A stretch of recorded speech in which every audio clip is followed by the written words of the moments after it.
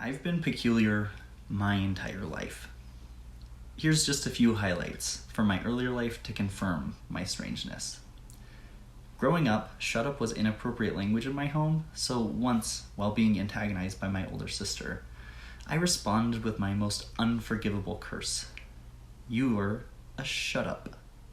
You can imagine my sister was unfazed by my terrible insult. Jump ahead a few years, just after Pope John Paul II died, I declared, with categorical strangeness, I want to be the Pope, because becoming the Pope is the deepest desire of every first grader. A year later, in a literary realm, I chose not to be in my second grade class's performance of The Twist at the end of the year talent show, because we could either rehearse with the class or read. And I was then enthralled with the BFG.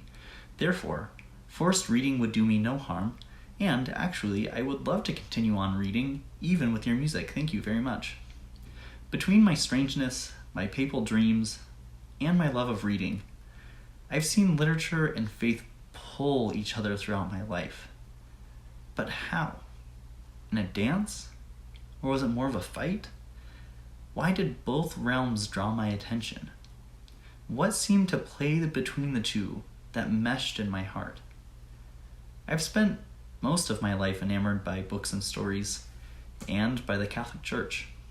In my hometown of Rifle, Colorado, I had one friend who also wanted to be a priest, and we lived in a sort of community throughout our lives, as really the only people who were considering such a nefarious profession. Altar serving was always one of the places I felt most myself, and I shattered a little bit when I stopped serving in high school. Similarly, I knew something was off with me when, also in high school, I read the assigned pages for my IB English class, which was 40 pages from Dr. Zhivago. Few people made it through the full 40 pages, and hardly any enjoyed it. Yet, I was elated by the experience. Maybe I should do English in college, I thought. A year later, I was one of the few and the proud who sang the praises of the final page of The Great Gatsby. I loved the ritualistic Catholic Church, especially in its Vatican II form, and I was also entranced by the magic of diving into a book, a place where I could fully be myself as well.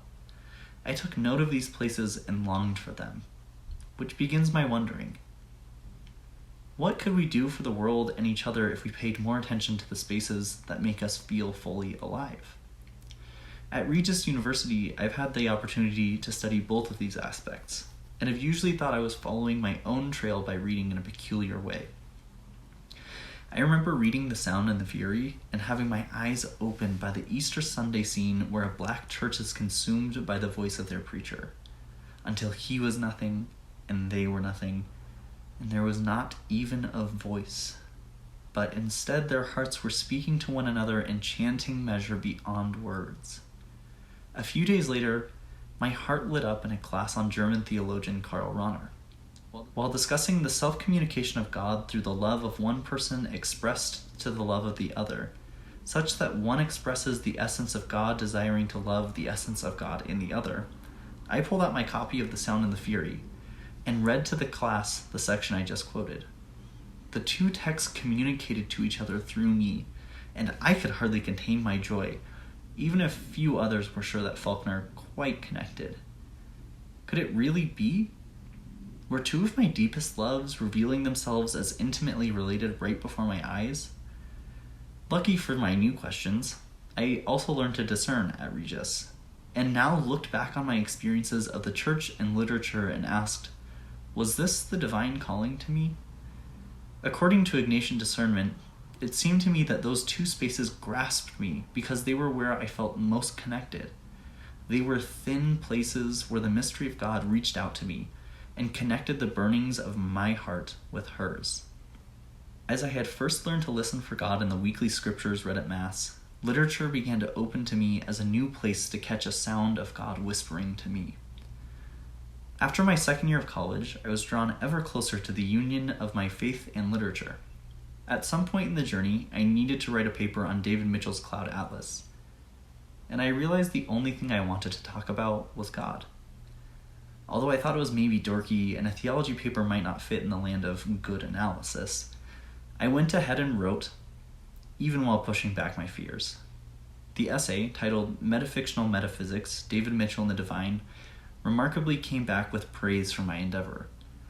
But wasn't literary analysis supposed to be, well, more secular? Maybe for some, but the essay quickly became not only one of my favorite things I've written, but also a watershed for me. Since that point, I realized that the thing I really wanted to grapple with in my analyses was God. Where was she? What was she saying? What was the message of a character's life in a world charged with mystery? Theology and literature, I think, are really not all that distant, and letting the two play is quite beautiful.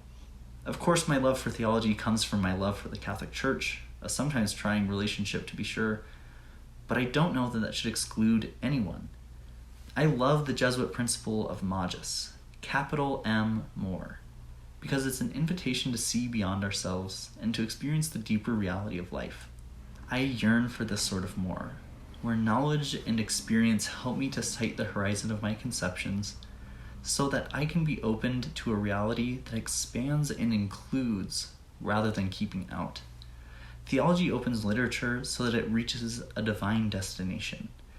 Anyone who loves books will probably agree that literature is godlike. But theology offers the opportunity for our narratives to expand reality to the highest reaches of mystery. Books can be the mystery at play in the world. Literature, on the other hand, opens theology to be more. Every narrative, every character, every tear, every joy is charged by the divine, and the creative act of literature is such that no one understanding of God can be definitive. Literature is an escape plan where we can take God, whoever she may be, and release her to dance with every person, rather than just the priest at the altar, but never excluding him either. I love the analogy of a great dance. Theology and literature, in my mind, are partners in that dance. They grab my hand and two-step with me, and in step with them both, I see I might not be all that strange or peculiar. Unique? Yeah. Charged with life? Yes. Whole and complete in the very story I live and all those I encounter? Absolutely. Theology and literature aren't things to be kept far apart, but rather are guides to realize our lives as miraculous, and our stories as beloved by a mysterious God who can't be purchased by any one party. So, grab a book, and let's do the twist.